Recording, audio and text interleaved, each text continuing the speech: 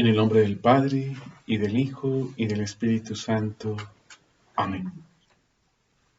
Señor, gracias. Muchas gracias por alimentarnos con el verdadero alimento y la verdadera bebida. Gracias porque tú, Señor, eres el alimento, el pan vivo bajado del cielo.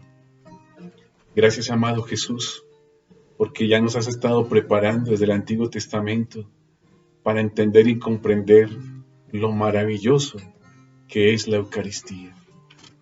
Que seas tú quien sigas preparando y disponiendo nuestro corazón para recibirte con todo el amor.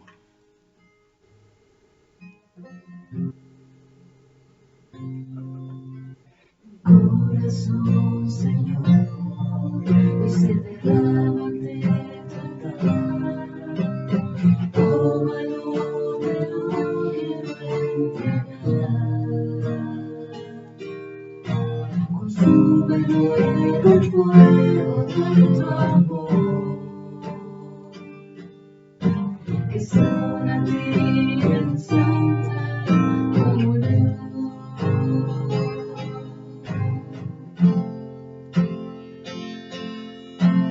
Todo lo que soy, todo te lo doy. Toma mi vida como ofrenda de amor.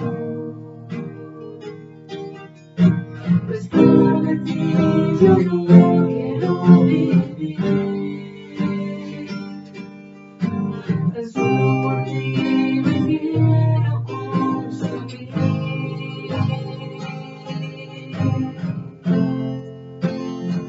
Pues he nacido para amarte, para adorarte, amarte más que a mí mismo, hasta mi vida dar.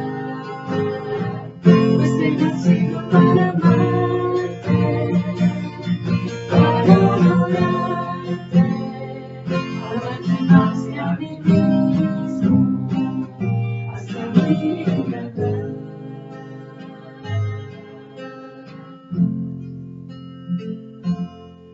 Solo por ti, mi buen Jesús.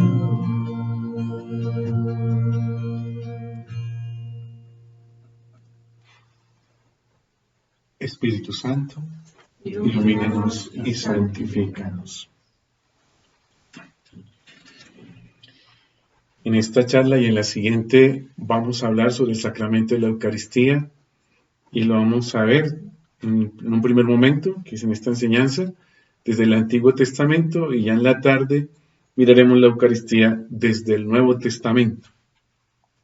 Entonces ahora nos vamos a centrar a mirar la Eucaristía desde el Antiguo Testamento, ver cómo el Señor nos ha ido preparando para este momento tan especial, para esa hora tan anhelada, tan deseada por Jesús, de que llegara ese momento, precisamente para llevar a cabo a ese culmen la realización de la salvación, la promesa de ese Salvador, y que siguió obrando y actuando a través del sacramento de la Eucaristía.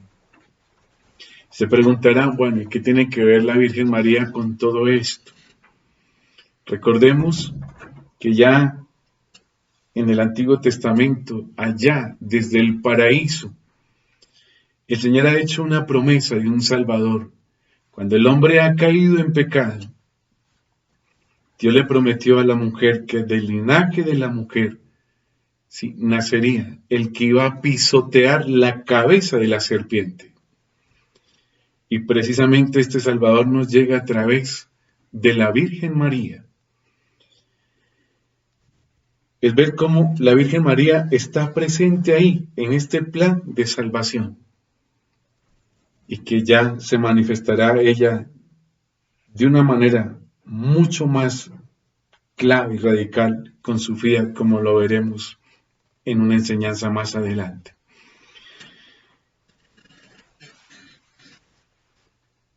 Jesús ha venido a hacer el cumplimiento de esa promesa. Él es el Salvador. Él ha venido a rescatarnos a través del acontecimiento de la cruz. Y ha querido perpetuar este acontecimiento en la Eucaristía. Y ya el Señor en el Antiguo Testamento nos ha venido preparando para este gran acontecimiento. Por eso los textos que vamos a mirar ahora es ver cómo el Señor nos ha ido preparando para comprender lo que es la Eucaristía. Dios mismo quiso que el pueblo se reuniera, se congregara, como lo encontramos en el libro de Levítico, capítulo 23. Allí encontramos todas las fiestas a las cuales Dios convoca. Y el Señor dice, en las que habéis de convocar reunión sagrada para ofrecer manjares abrazados a Yahvé, holocaustos y oblaciones, sacrificios de comunión y libaciones, cada cosa en su día, sin contar los sábados de Yahvé, sin contar vuestros dones, sin contar vuestros votos, sin contar vuestras ofrendas voluntarias, las que ofrezcáis a Yahvé. Lo primero que hay que resaltar de este texto es que el Señor quiere una reunión sagrada. No se trata de cualquier reunión. No es una reunión política, no es de un sindicato, es una reunión sagrada. Tiene carácter totalmente divino. Primero, porque es Dios el que convoca. Es Dios el que congrega y llama a reunirse. Segundo, es Dios el que se comunica y el que bendice a ese pueblo. Es un encuentro entre Dios y su pueblo. Es una reunión completamente sagrada. Esto implica también con qué disposición yo voy, con qué disposición camino hacia la celebración de la Eucaristía. Porque es para el encuentro con Dios. No es simplemente un encuentro como una reunión, sí, de personas. No, es que es una reunión trascendental. Es que trasciende hacia Dios y Dios se comunica con nosotros. Es sagrada. Esta reunión sagrada implica ofrecimiento de manjares abrazados a Yahvé. Es decir, llevamos una ofrenda a Dios. Se porta una ofrenda, ya sea una víctima animal, ya sea de los frutos que produce la tierra. Hay una ofrenda. Estos animales que se van a ofrecer sí tienen que ser abrazados, ¿sí? Con la brasa, asados. Se lleva una ofrenda a Dios. Dice holocaustos y oblaciones. Sí, hay sacrificios y esa es la ofrenda. Y dice sacrificios de comunión. Es muy diciente como lo dice. El sacrificio de comunión se caracteriza porque se ofrenda una víctima a Yahvé y se puede comer de esa víctima. Si no es una ofrenda de comunión, sino por ejemplo de expiación, pues ya no se podría comer de esa ofrenda. Pero de la ofrenda de comunión, sí. Es decir, que el oferente entra en comunión también con esa ofrenda, comiendo de lo que ha ofrecido. Y miren lo que va a suceder en la Eucaristía. Si llevamos pan y vino, presentamos el pan y el vino, y después comemos de esta ofrenda que ya no es pan ni vino, sino el cuerpo y la sangre de Jesús. Participamos, entramos en comunión. Y aquí ya está resaltando que es un sacrificio de comunión.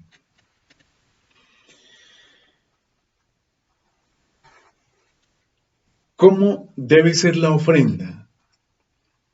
Y los mismos textos nos van ayudando a descubrir cómo debe ser esa ofrenda.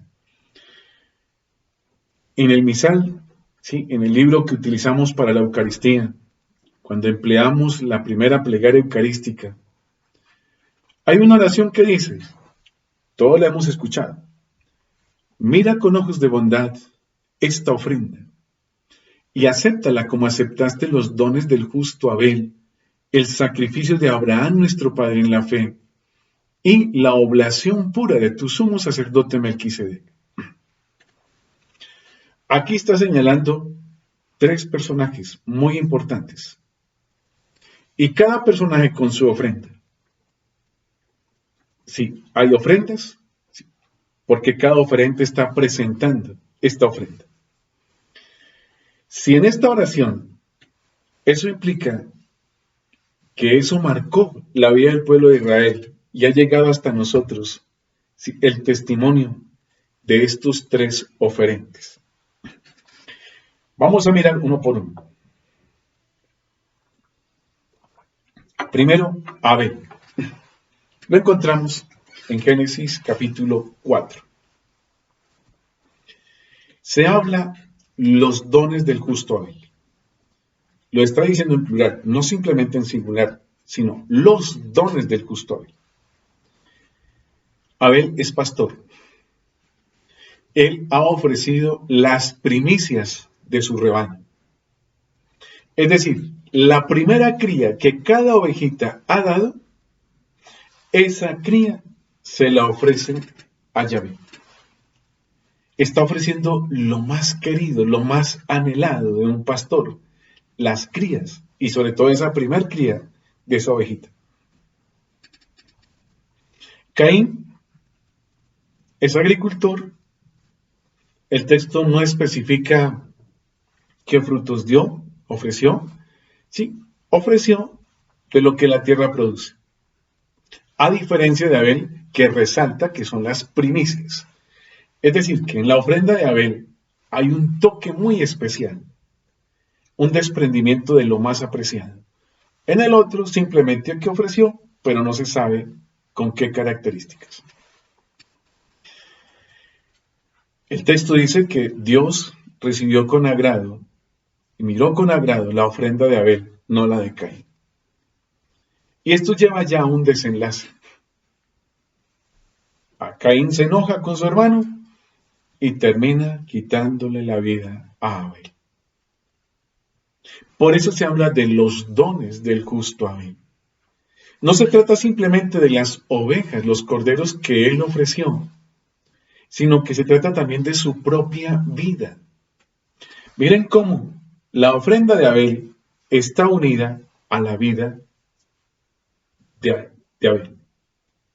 No se puede entender en la ofrenda de Yahvé que mi vida esté separada de las ofrendas. Se necesita esa unión entre la ofrenda y el oferente, entre lo que ofrezco y mi propia vida. Eso debe formar una unidad.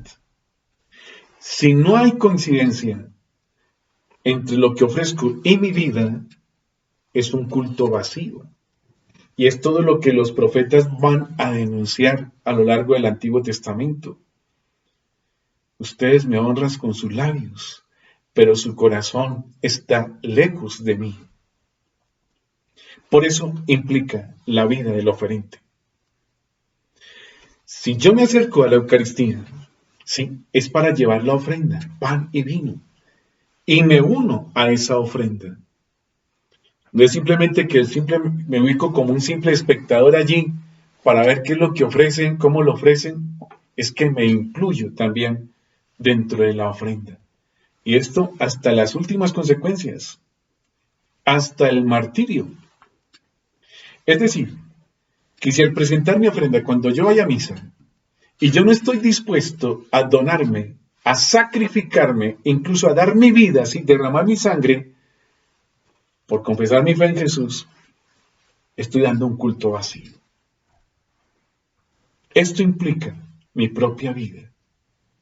Por eso se habla de los dones del justo Abel. esa ofrenda que lleva Abel queda sellada con el derramamiento de su sangre, con la donación de su vida. La Eucaristía implica también mi vida.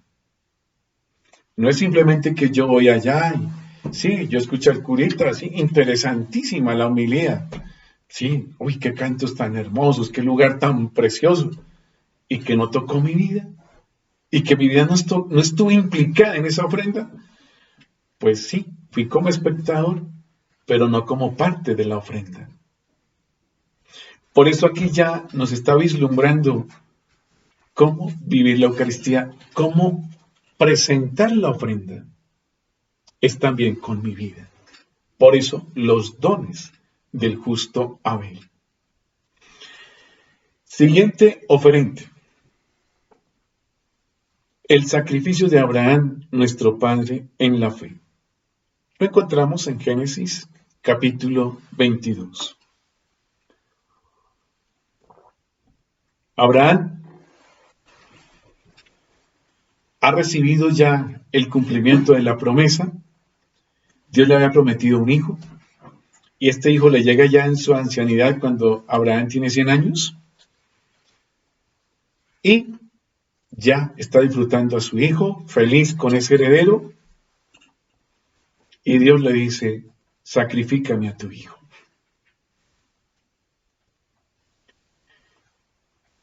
Hoy en día no entenderíamos esta petición que hace Dios.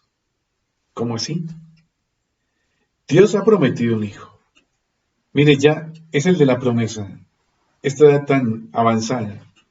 Y ahora me está pidiendo que lo sacrifique. Adán no piensa en esas cosas. Abraham lo que hace es donar a su hijo, sacrificarlo. No duda. No duda. ¿Por qué no duda? Ha creído en Dios y cree en Dios.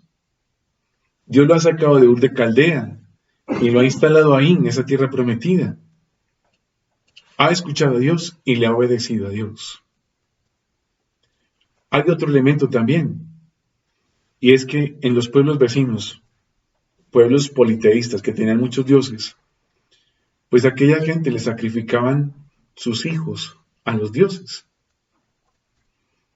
Abraham va a decir, bueno, pues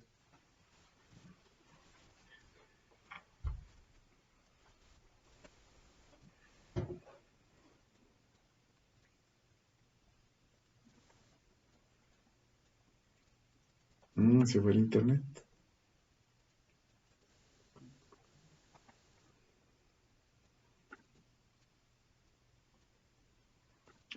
Espero que se conectando.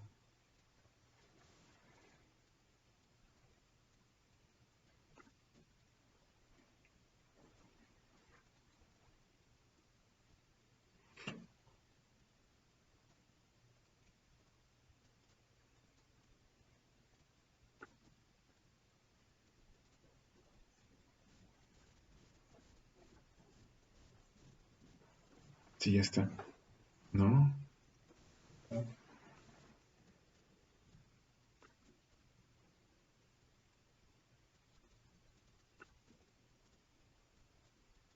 Ahora sí. No, no hay. No hay.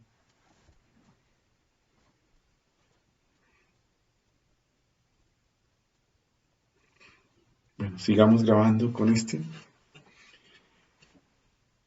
Abraham, al ver que sus vecinos, sus paisanos, ofrendaban víctimas a sus dioses, pues va a comprender que también su Dios espera un ofrecimiento, que está esperando una víctima, su propio hijo.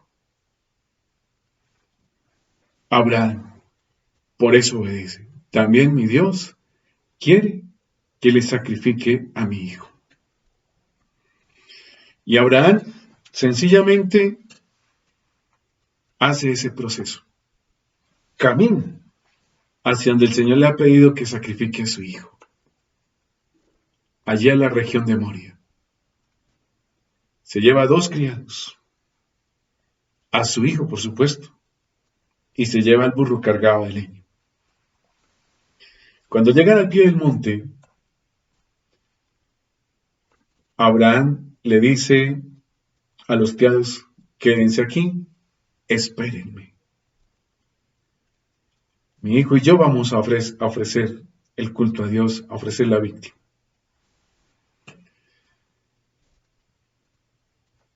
Deja el burro también y la leña la carga sobre la espalda de su hijo. Los dos hacen este camino.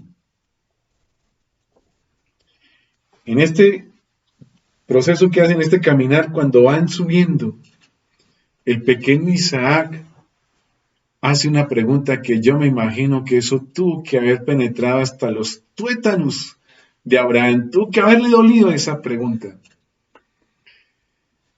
Papá, ¿y dónde está la víctima que vamos a sacrificar? Era él mismo, era su propio hijo. No era nada fácil para él eso.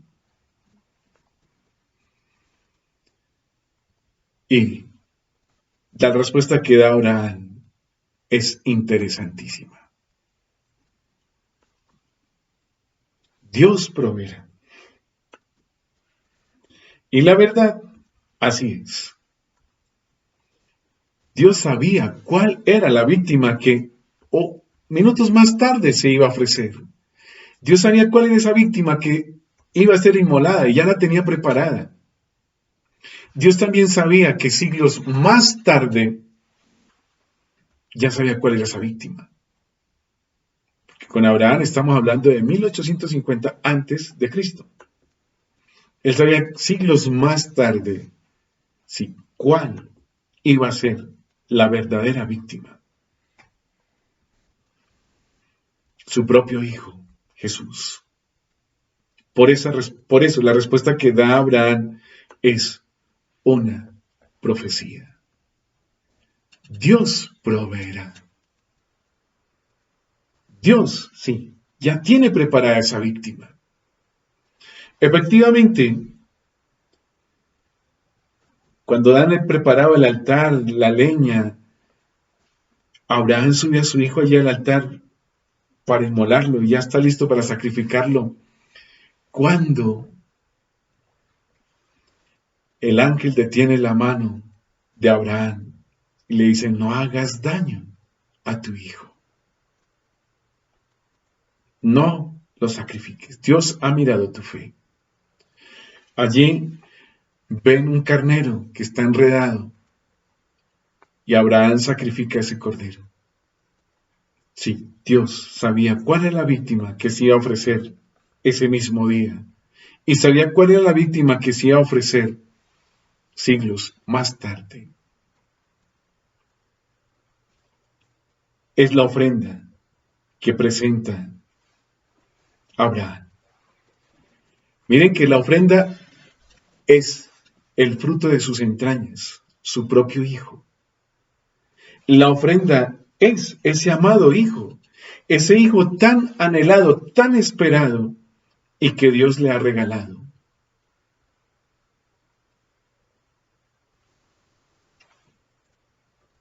Dios sabía cuál era esa ofrenda y Abraham la ofrenda con todo el amor. Esto implica con qué sentimiento yo acudo también a la Eucaristía.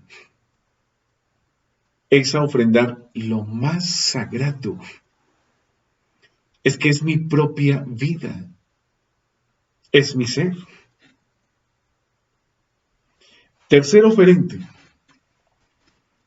La oblación pura de tu sumo sacerdote Melquisedec. Esto lo encontramos en Génesis capítulo 14.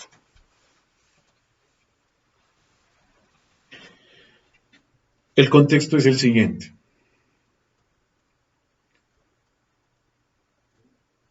Abraham tiene que enfrentarse a un ejército vencedor.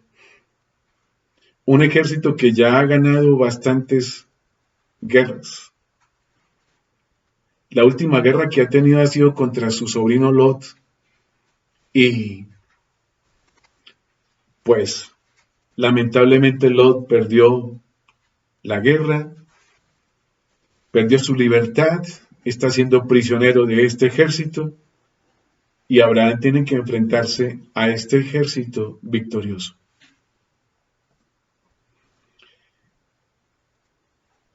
Abraham gana la guerra. Él viene con todo el botín que ha conquistado y le presenta el diezmo, la 10ª parte de ese botín. Lo dona, lo ofrece al sumo sacerdote Melquisedec. Melquisedec lo bendice, bendice a Abraham y lo bendice con pan y vino. Son los frutos de la naturaleza, lo que la tierra produce. Pan y vino. Siempre que se da esta ofrenda de pan y vino, siempre está en un contexto de victoria. Es de acción de gracias. Abraham viene de ganar la guerra. Podríamos preguntarnos, bueno, si Jesús ofreció pan y vino allá en el cenáculo, en la última cena, en la institución de la Eucaristía, ¿y cuál es la victoria? ¿Dónde está el contexto de victoria?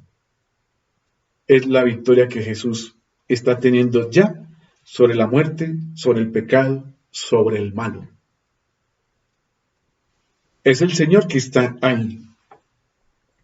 Y por eso, Eucaristía, en griego, al traducirla a nuestro castellano, se traduce como acción de gracias. Eso es la Eucaristía, acción de gracias, porque está haciendo alusión a una victoria. Es la victoria que el Señor tiene sobre el pecado, sobre la muerte. Es Él el que nos libera. Por eso se habla de la oblación pura de tu sumo sacerdote, Melquisedec. Pan y vino. Es que a Melquisedec ya vio desde antemano, desde siglos atrás, vio lo que Jesús iba a ofrecer allá para la institución de la Eucaristía. Pan y vino. Miren cómo la tradición del ofrecimiento de pan y vino es que viene desde el Antiguo Testamento. Ese ofrecimiento. Y Jesús mismo tomó en sus manos pan y vino. Y nos ha pedido, hagan esto en memoria mía. Es decir, que conserve lo mismo que Jesús ha ofrecido, porque Él va a seguir haciendo ese milagro de convertir el pan en cuerpo y el vino en sangre. Hagan esto en memoria mía. Entonces, ¿quién soy yo para venir a manipular las especies eucarísticas y decir que ya no se trata de pan ácimo, ni del vino, el fruto de la vid, sino que es otro producto? Y lamentablemente, esos abusos contra la Eucaristía se han dado. Y lo justifican, no, si es que si eso hubiera sido, si hubiera criado en Norteamérica, pues hubiera ofrecido Coca-Cola y galletas. Y algunos han hecho eso. Pues ahí no se dio la Eucaristía. Para que se dé la Eucaristía se necesita pan y vino, y pan ácimo. No ese pan con la levadura que encontramos en nuestras panaderías. Pan ácimo.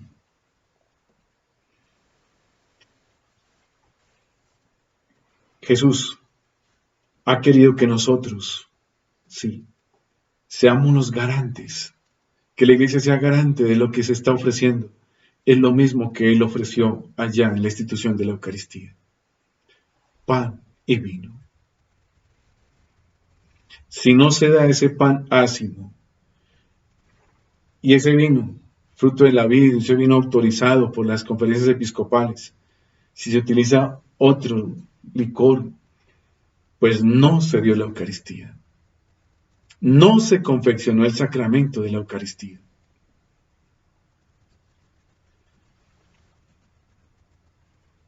Si Jesús, al tomar pan y vino en sus manos y decir que esto es mi cuerpo, esta es mi sangre, es que implica la vida del mismo oferente, implica también mi vida. Y sabemos que entonces en la Eucaristía estamos ofreciendo al mismo Jesús y nos estamos ofreciendo con Él. Por eso ya estas ofrendas del Antiguo Testamento nos van indicando cómo debe ser la ofrenda, cómo debo unirme a la ofrenda y ser parte de la ofrenda. No es que me quede a distancia y que eso no implica, es que me implica. Nos vamos ahora para 3 acontecimientos que han marcado la vida del pueblo de Israel y que también nos hablan de la Eucaristía. Primer acontecimiento, la Pascua del Señor. Esto lo encontramos en el libro del Éxodo, capítulo 12, versículos del 1 al 14. Éxodo 12, del 1 al 14.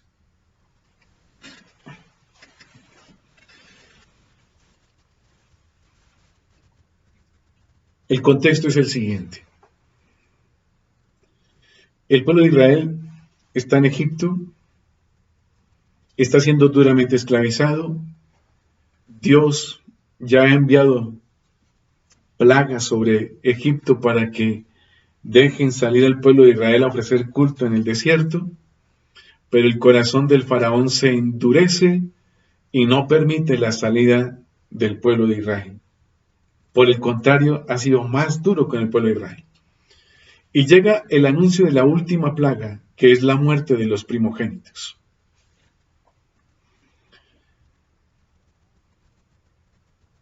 Y el Señor prepara al pueblo de Israel para que los primogénitos israelitas no mueran.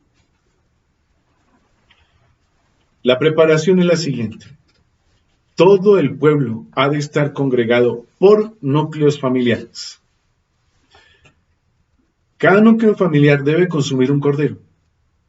Si la familia es muy pequeña, debe unirse a otras familias de tal manera que las 2 o 3 familias consuman todo el cordero. Tienen que ofrecer una víctima. Esa víctima es un cordero macho, de 1 año de vida, sin defecto. Tiene que ser sacrificado el día 14 del mes de Nisán. Para nosotros corresponde el mes de abril. Y ese 14 al atardecer.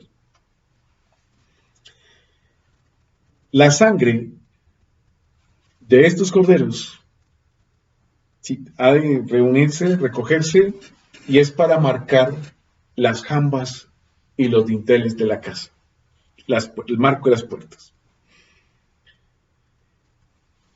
Esa sangre va a servir de señal.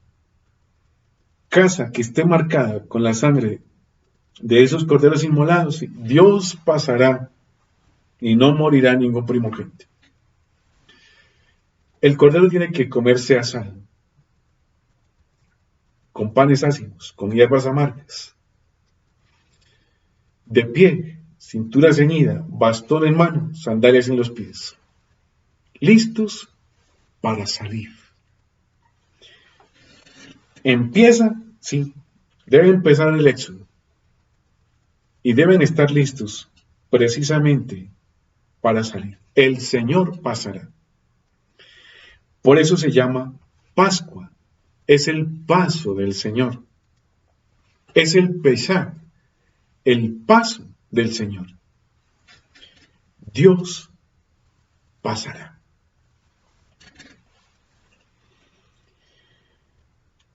Efectivamente, así sucede.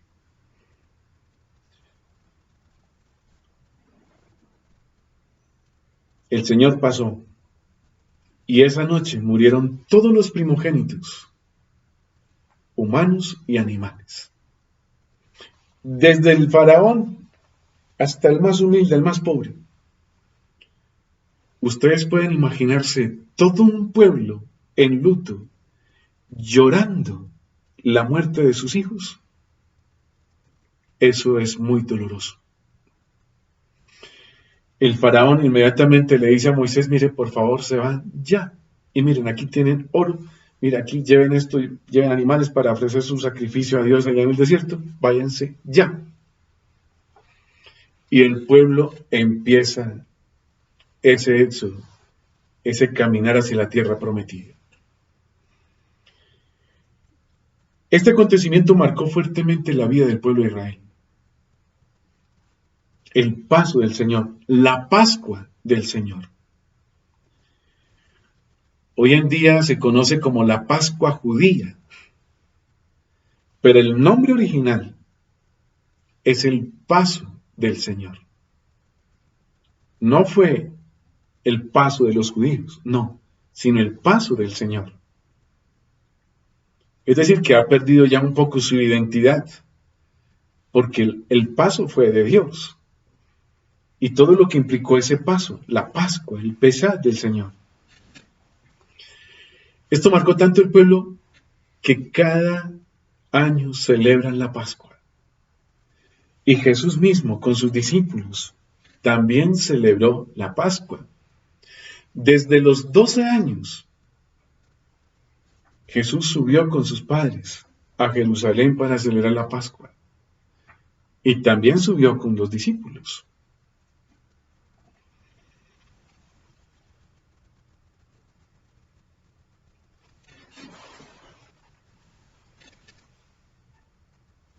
Si Jesús celebró la Pascua con sus discípulos, eso quiere decir que la Pascua es válida para Dios. Es una celebración importante y que tiene valor, que es eficaz.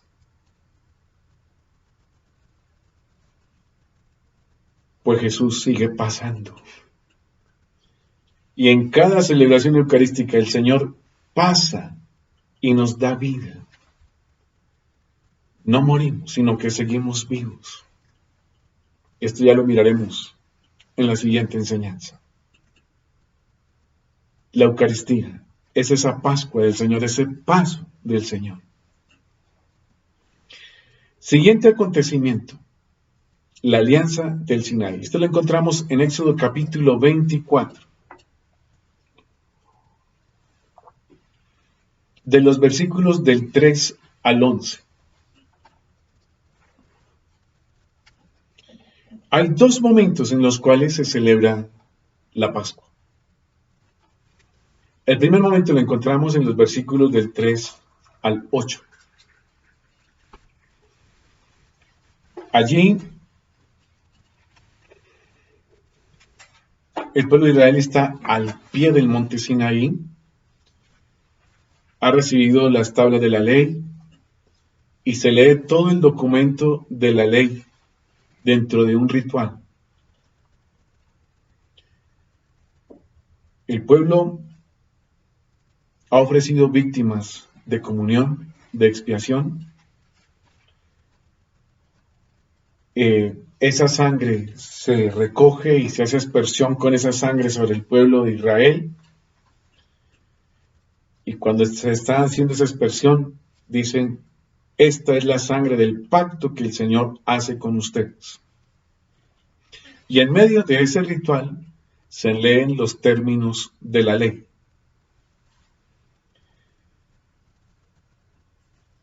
Y el pueblo dice, haremos todo lo que el Señor nos pide. Miren que esto es un primer momento al pie del monte con todo el pueblo de Israel. El segundo momento lo encontramos en los versículos del 9 al 11.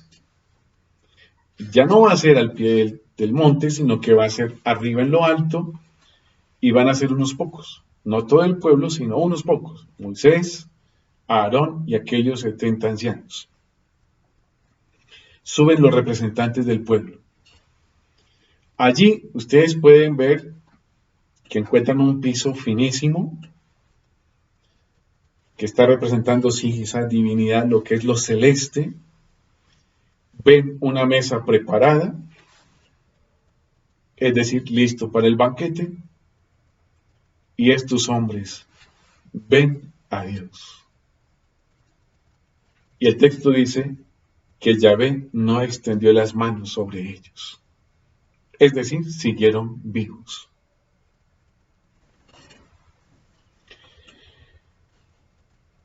Todo aquel que veía con sus propios ojos a Yahvé inmediatamente moría. Pero aquí siguen vivos. Miren cómo la celebración de este pacto, este segundo momento arriba en lo alto, en la presencia misma de Dios, asegura la vida. Ellos siguen vivos. Es un pacto que garantiza la vida y que da vida, no muerte, sino vida. Es un banquete en la presencia misma de Dios. Este acontecimiento de la alianza en el Sinaí ya nos está hablando de la forma como se lleva a cabo la nueva y definitiva alianza con Jesús. También dos momentos. Un primer momento, allá en el piso alto del cenáculo, donde Jesús toma pan y vino. Y el segundo momento, en el Calvario, cuando Jesús es elevado en la cruz.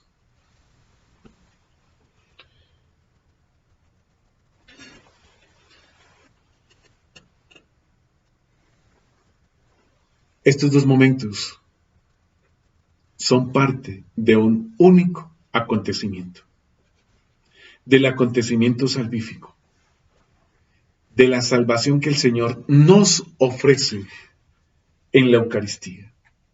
Sí, ofrecida en la cruz y que se ha perpetuado y que se ofrece en la Eucaristía. Es la alianza de amor. Miren aquí ya lo que implica la Eucaristía.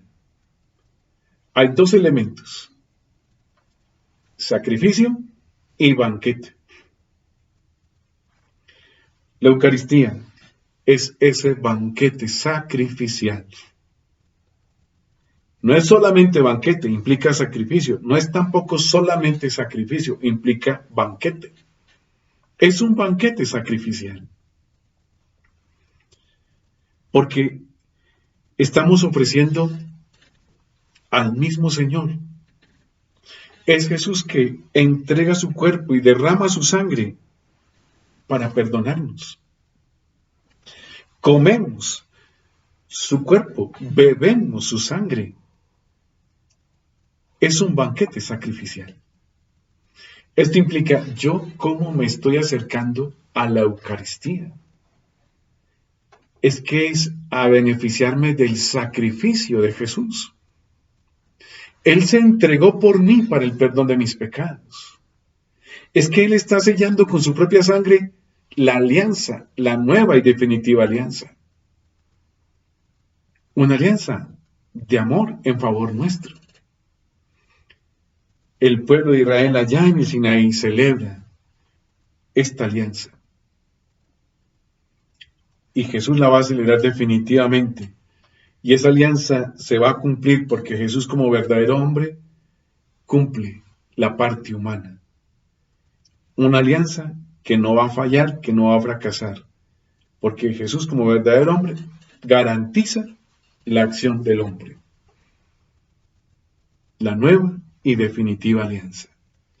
Y ya la alianza del Sinaí pues está prefigurando lo que va a ser en el Nuevo Testamento.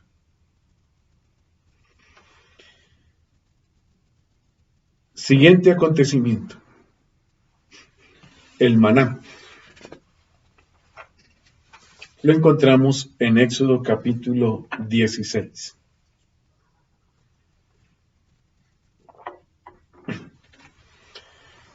Allí nos está presentando un momento bastante crítico para el pueblo de Israel. Se acaban los víveres, no hay que comer. ¿Y dónde van a armar sindicato? ¿Dónde van a armar protestas? Ya ustedes pueden imaginarse este pueblo de Israel con hambre, y sobre todo a las mamás, a los papás, viendo a sus hijos con hambre, pues ya saben contra quién la emprendieron. Contra el pobre Moisés y contra Dios. Claro, usted nos sacó aquí a morirnos de hambre.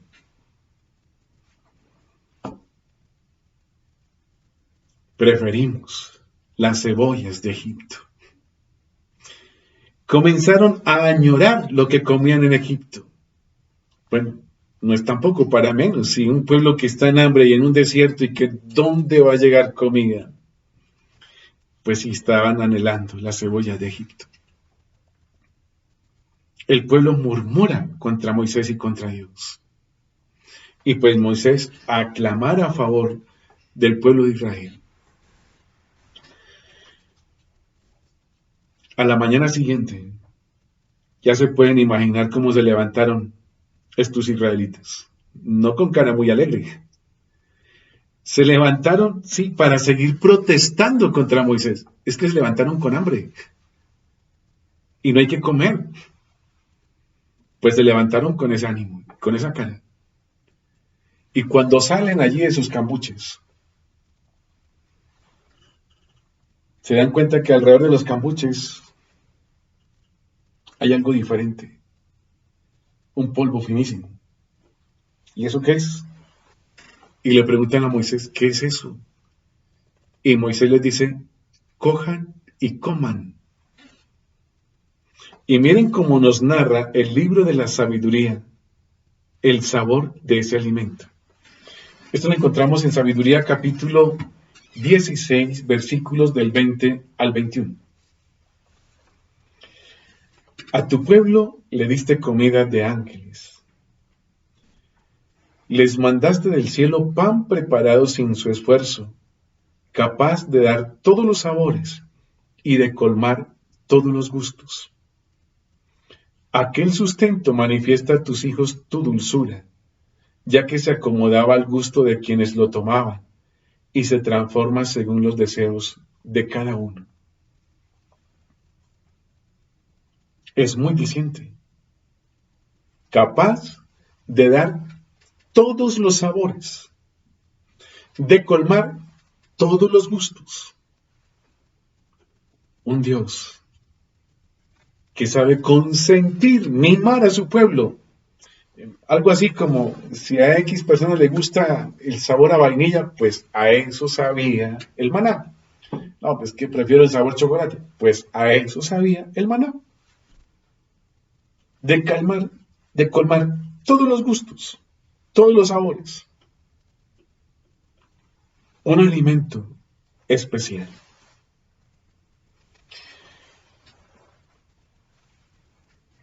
Este alimento tenía que ser con cierta medida.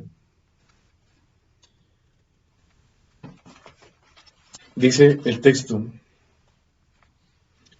unos recogieron más, otros menos. Esto es Éxodo 16, 17. Al medirlo con el ómer, no sobraba al que había recogido más, ni faltaba al que había recogido menos. Es decir, cada uno lo que realmente necesitaba. Algunos cogían más, no, cojamos más, esto está muy rico. Pues la medida bajaba. Otros cogían menos, pues la medida subía. Prácticamente Dios los estaba consintiendo con una buena dieta. Ni tanto que se fueran a engordar, ni tampoco que se fueran a adelgazar. La medida exacta.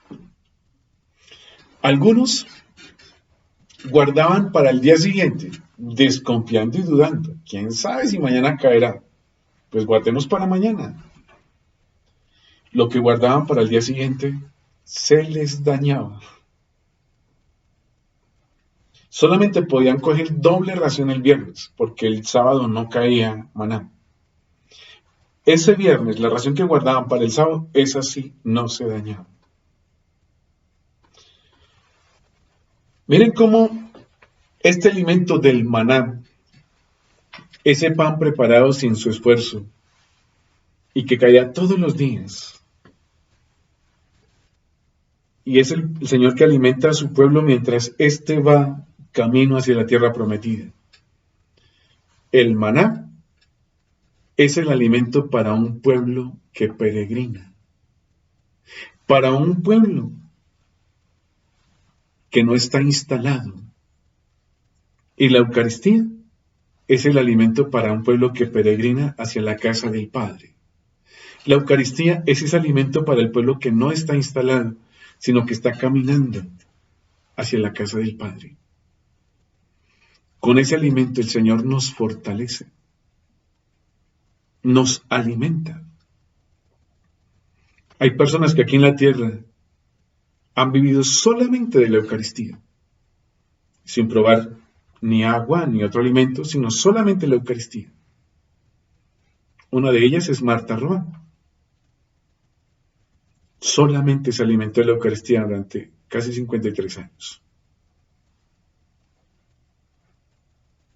Es la prueba de que de verdad Dios nos da el verdadero alimento y con ese solo alimento podemos perdurar. La iglesia vive de la Eucaristía.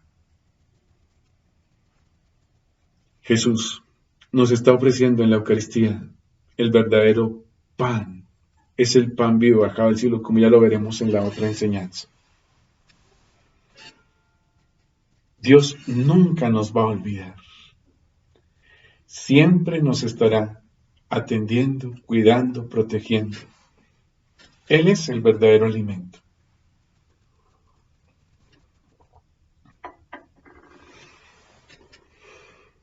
Nos vamos ahora para 3 profecías que ya nos hablan precisamente de la Eucaristía. La primera, Malaquías capítulo 1, versículos del 6 al 11. Malaquías 1, del 6 al 11. En los versículos del 6 al 10, el profeta Malaquías está denunciando ese culto vacío que el pueblo está tributando a Dios. Está ofreciendo lo peor. Sí, esta res que ya está enferma, sacrifiquémosla a Dios. Esta res que le falta un ojo, pues sí, ya, sacrifiquémosla a Dios. Están ofreciendo lo peor. Y el profeta denuncia ese culto tan vacío. Y él dice, anda, preséntale al gobernador esta ofrenda. Seguro que se te va a poner muy contento. Y viene ese versículo 11. Qué hermoso ese versículo. Dice, desde levante hasta poniente, grande es mi nombre entre las naciones. Y en todo lugar ofrecen a mi nombre sacrificios de incienso y oblaciones puras. Pues grande es mi nombre entre las naciones, dice Yahvé Sebaot. Está diciendo, desde levante hasta poniente, grande es mi nombre entre las naciones. Y en todo lugar, ¿sí? En todo lugar, ofrecen a mi nombre sacrificios de incienso y oblaciones puras. Miren que esto se está diciendo en una época en que el culto está centralizado en Israel, allá en Jerusalén. Para ofrecer ese culto, sí, hay que ir a Jerusalén. Y aquí está diciendo que no es en Jerusalén, sino que es en todas las partes del mundo. Es el culto que se va a descentralizar y que se va a expandir por todo el mundo. ¿Y qué es lo que está sucediendo hoy en día? Seguro que en este momento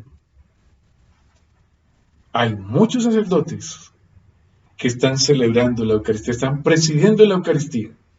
Sí, a esta hora. Tal vez no tienen al frente una asamblea. Tal vez 1 o 2 personas. o tal vez solitos, y están allí ofreciendo la Eucaristía. Seguro que dentro de 2 horas también, en otros lugares, otros sacerdotes van a estar presidiendo la Eucaristía. Con toda seguridad que nosotros, ya dentro de unas 5 horas, nos estamos disponiendo para celebrar la Eucaristía aquí en el foyer. Con toda seguridad que sí. Dios nos va a permitir ese momento. Y así, permanentemente, en toda la redondez de la tierra, así desde levante hasta poniente, se está ofreciendo un sacrificio puro. Es la Eucaristía. Esta profecía de Malaquías, sí, se cumple en la Eucaristía. Nos vamos ahora para el profeta Elías. Esto lo encontramos en el primer libro de Reyes, capítulo 18, versículos del 20 al 40. Primera de Reyes, 18, 20 al 40. El pueblo de Israel lamentablemente ha caído en la idolatría. Y es muy grande la idolatría. Baal tiene 400 profetas. Dios solamente se ha quedado con uno. 400 versus 1. Eso refleja que la idolatría en Israel ha sido muy grande. El profeta Elías tiene la misión de ayudarle al pueblo a descubrir cuál es el Dios verdadero, a escucharlo y a obedecerle. Y convoca al pueblo de Israel al monte Carmelo. Invita también a los 400 profetas de Baal. Y van a ofrecer un sacrificio, cada uno ofrece su sacrificio ahí en el monte Carmelo. Y que Dios se va a manifestar ahí. El Dios verdadero se va a manifestar. Y el signo, la prueba, es que el Dios verdadero va a responder con fuego del cielo y va a consumir a la víctima. Elías le da el turno a los profetas de Baal. Ustedes son más, hagan. Estos empiezan todo su ritual. Nada que llueve fuego del cielo. Elías prácticamente comienza a disfrutarlos, a gozárselos. Más duro, porque vuestro Dios puede estar dormido. Y más duro gritaban estos hombres. Y nada que llovía fuego. Más duro, vuestro Dios está haciendo siesta. Más duro. Y estos hombres comienzan a hacerse heridas, a sangrar, a entrar ahí en esos éxtasis. Y no llueve a fuego. Y ahora el turno es para Elías. Manda a erigir el altar, colocar la leña, sacrificar la víctima, hacer una zanja alrededor del altar. Échenle agua a la víctima, tanto que se llenó la zanja de agua. Elías comienza su oración. Y el fuego desciende sobre aquella víctima. Consuma la víctima. Ahí el pueblo reconoció que Yahvé es el Dios verdadero y no Baal. Se preguntarán, bueno, ¿y qué tiene que ver esto con la Eucaristía? Es que el fuego de lo alto, el Espíritu Santo, desciende y consuma las especies eucarísticas. Ante esa invocación que el sacerdote hace sobre el pan y el vino, y con las palabras consacratorias,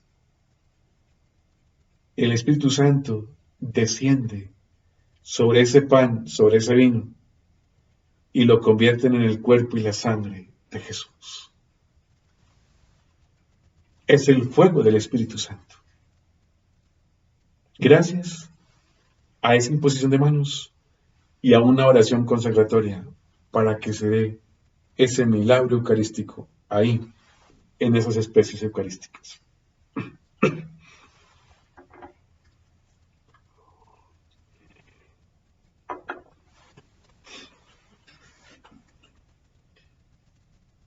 El Señor sigue actuando así. Y ahí se manifiesta Jesús en la Eucaristía. Gracias a la acción del Espíritu Santo. A este fuego que desciende de lo alto y convierte el pan y el vino en el cuerpo y la sangre de Jesús.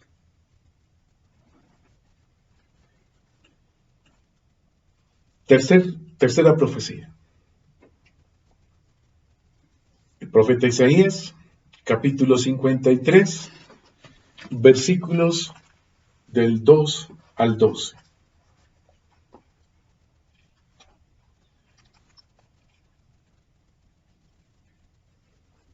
Allí el pueblo de Israel está siendo exiliado. Han perdido sus tierras, su libertad, su templo. Y pues se supone que en esos momentos el pueblo está esperando un liberador, un caudillo, un guerrero. Y el profeta Isaías presenta ese liberador. Y miren cómo lo está presentando. No tenía apariencia ni presencia, y carecía de aspecto que pudiésemos estimar. Despreciado, marginado, hombre doliente y enfermizo, como de taparse el rostro para no verle. Despreciable, un don nadie. Y de hecho cargó con nuestros males, y soportó todas nuestras dolencias. Nosotros le tuvimos por azotado, herido por Dios y humillado, mas fue herido por nuestras faltas, molido por nuestras culpas. Soportó el castigo que nos regenera, y fuimos curados con sus heridas. Todos errábamos como ovejas, cada uno marchaba por su camino, y Yahvé descargó sobre él la culpa de todos nosotros. Fue oprimido y humillado, pero él no abrió la boca. Como cordero llevado al degüello, como oveja que va a ser esquilada, permaneció mudo, sin abrir la boca. Y sigue el texto. Detenido, sin defensor y sin juicio. Sí. Nos está presentando este caudillo. Muy diferente a como el hombre lo esperaba. No hay duda que cuando se espera un caudillo, se espera alguien valiente, un guerrero, como para abrir los ojos y contemplar lo que este guerrero hace. Pero no es así. No tenía apariencia ni presencia. Carecía de aspecto que pudiésemos estimar. Despreciado, marginado, hombre doliente, enfermizo. Como de taparse el rostro para no verle, un don nadie. Estas imágenes que Isaías nos está presentando son las imágenes de Jesús en la pasión. Las imágenes que Mel Gibson nos presenta en su película La Pasión de Cristo son fuertes, son muy crudas, son impactantes, pero en la realidad tuvo que haber sido mucho más fuerte. Es que imaginémonos simplemente un cuerpo bañado en sangre, eso ya impacta, pero no simplemente estaba bañado en sangre. ¿Cómo estaba la espalda de Jesús? Después de tantos azotes, y de esos azotes romanos, que algunos en las puntas tenían esferas, otros estrellitas, claro, eso se pregaban en la carne y arrancaban carne. Y recibió muchos azotes. Una corona de espinas. Si un solo pinchazo de una espinita nos duele, la cantidad de espinas que entraron allí en la cabeza de Jesús fueron muchas. Y se la pusieron brutalmente. Las cachetadas. ¿Cómo quedó Jesús con tantos hematomas y llagas? Sí, como de taparse el rostro para no verle. Un donadie.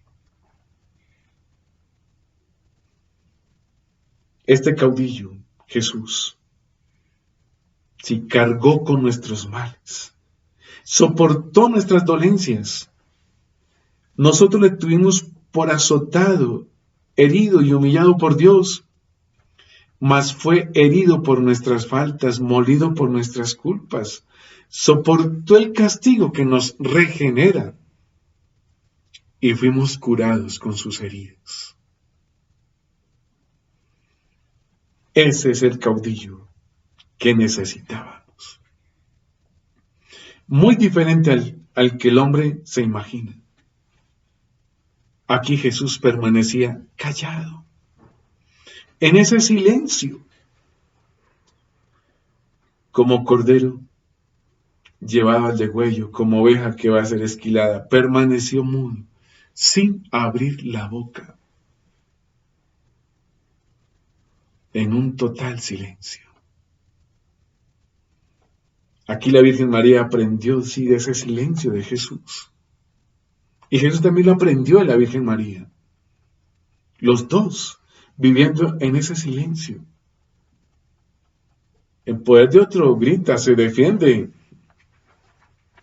Y ojalá hágaselo a alguien que, sí,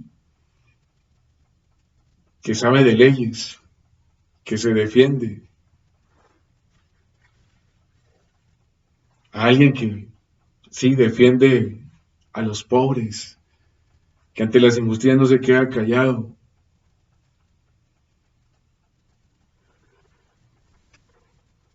Pues aquí Jesús se queda callado, en silencio.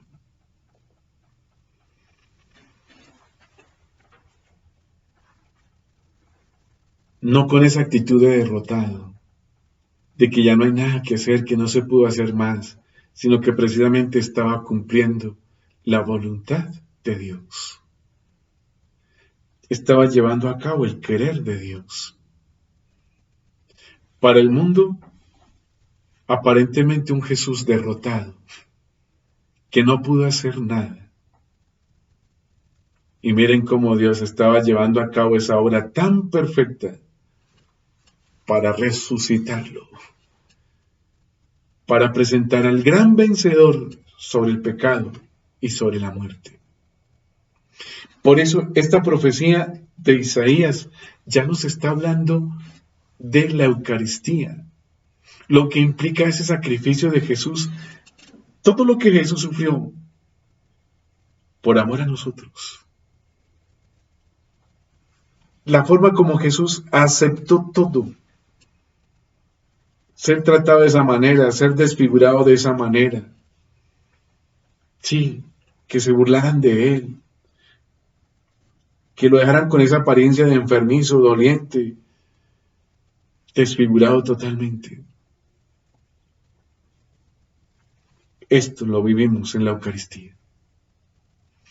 Es Jesús que sigue viviendo su pasión, su muerte, su resurrección, que sigue viviendo su ofrenda hasta el extremo, que sigue dándonos su cuerpo y su sangre para el perdón de nuestros pecados. Este texto de Isaías nos está hablando hasta dónde Dios es capaz de llegar por amor a la humanidad, por amor a ti, por amor a los hombres. Hasta dónde es capaz Dios de llegar. Todo lo que Dios hace, sí, por amor a cada uno.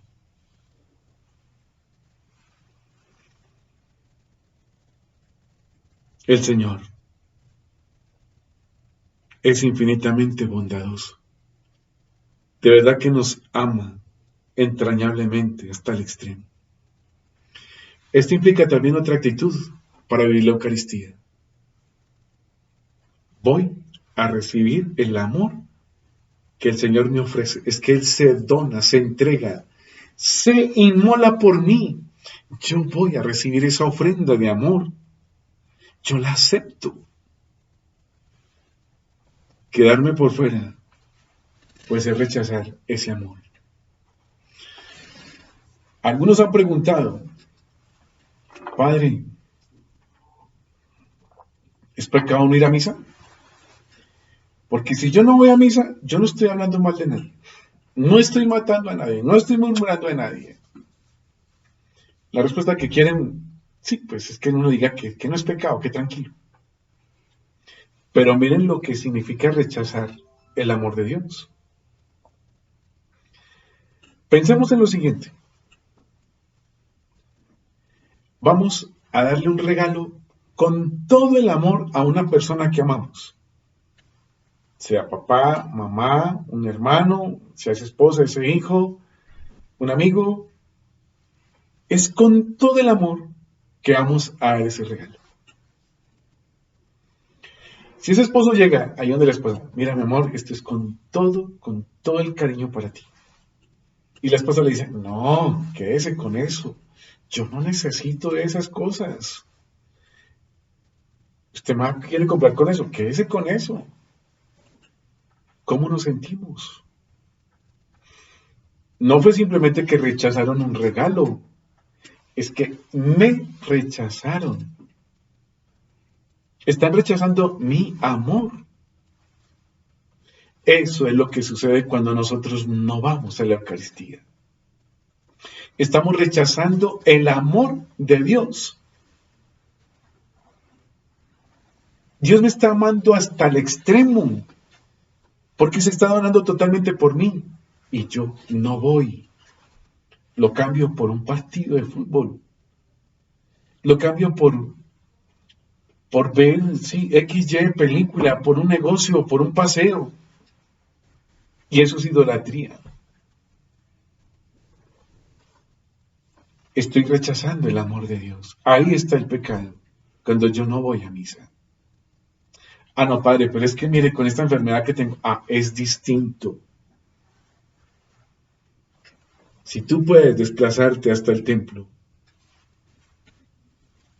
y no vas, pues está rechazando el amor de Dios. Padre, pero es que estamos confinados. Sí, bendito sea Dios, que la iglesia, la Eucaristía puede llegar a través de las ondas radiales, televisivas, a través de las redes sociales. Sí, llega hasta ustedes. Y se trata de disponer ese momento como si estuvieran ahí en una capilla, en un templo. Es viviendo la Eucaristía. No es que mientras, sí, escucha la misa va pelando las papas, no. Es viviendo la Eucaristía. Que no podemos comulgar sacramentalmente. Es cierto, sí, pero se puede comulgar espiritualmente. Y un corazón que desea, anhela recibir a Jesús, con toda seguridad que Jesús llega a ese corazón. Jesús habita en ese corazón, porque lo está anhelando, lo está deseando. Jesús llega ahí. Y tal vez aquel que tiene la oportunidad de recibirlo sacramentalmente no tiene el mismo anhelo, no tiene el mismo amor, no tiene la misma fe que tú tienes allá en tu apartamento. Y sí llega a tu corazón, pero aquel que ha comulgado sacramentalmente sin desear la comunión con Jesús, pues no ha llegado ahí, está comiendo su propia condenación. El Señor llega al corazón de cada uno y Él hace esa obra maravillosa. Es la celebración del amor de Dios. Por eso, vivo la Eucaristía. No es porque toca. Y dígale a un adolescente, tiene que ir a misa. Eso le entra en reversa. Y pueda que vaya al templo. Pero la verdad eso entra como gato en reversa. Si a mí me lo dicen es que tiene que celebrar, pues eso ya con la orden ya me suena mal. Y me indispongo para hacerlo. Pero si yo soy consciente de lo que sucede ahí, yo me voy con todo el amor a celebrar la Eucaristía. Es una celebración de amor. ¿Hasta dónde fue capaz Dios de llegar por amor a nosotros? Voy a recibir ese amor. Me voy a hacer partícipe, ¿sí?, de lo que Él quiere hacer conmigo y hace para mí. De ofrendarse, sí, por mí. Es el amor de Dios. Es el Señor que llega hasta cada uno de nosotros. Es Jesús, ahí, donándose totalmente por amor a cada uno. El Señor Jesús está ahí. Es Él.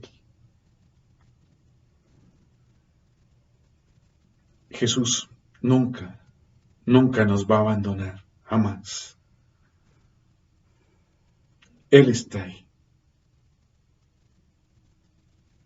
Es la bondad tan grande de Dios en nuestro corazón.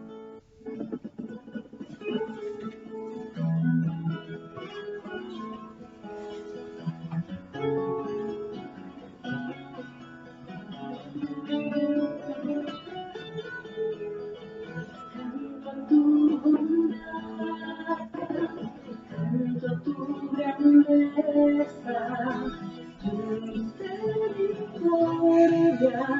y tu fidelidad.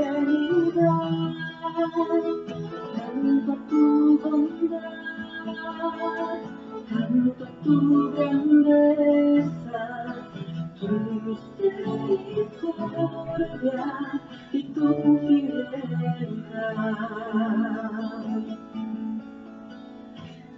De tu corazón brota un manantial, una fuente viva de misericordia. Que todo el que quiera llegue hasta ti, con el recipiente de una gran confianza.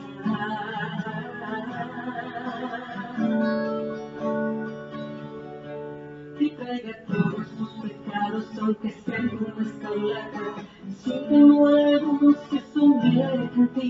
Te entregue todas sus miserias, sus dolores y tristezas, sin temor alguno se sumerge en ti. Cuanto más confía un alma, tanto más recibirá.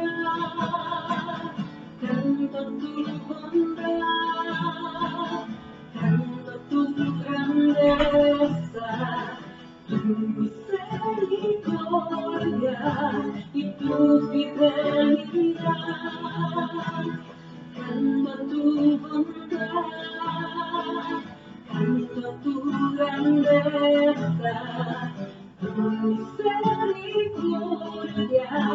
y tu fidelidad. Tú eres mi roca y mi fortaleza. Oh Jesús, yo confío en ti.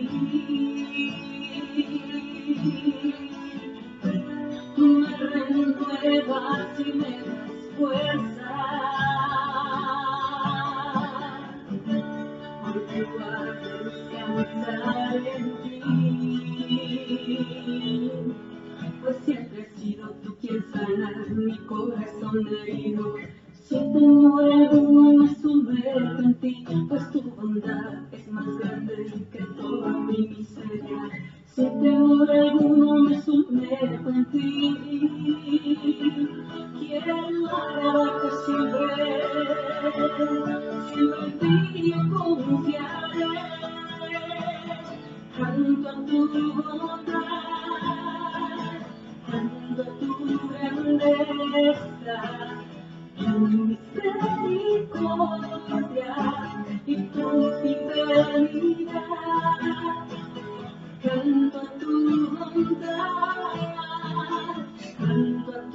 grandeza, tu misericordia y tu fidelidad.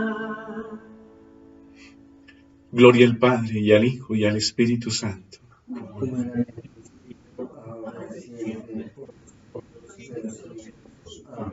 En el nombre del Padre, del Hijo y del Espíritu Santo. Amén.